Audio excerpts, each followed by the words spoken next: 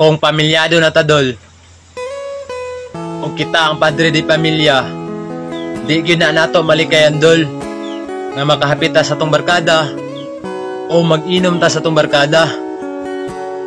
Ayaw ikalain, dol, o ayaw ikahiubos kung apason ka sa imong asawa nga ipauli ka.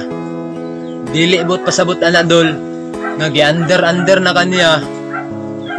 Tawag ana, dol, responsible ka ug naa kay mga obligasyon nga angay nimong gampanan isip padre di pamilya.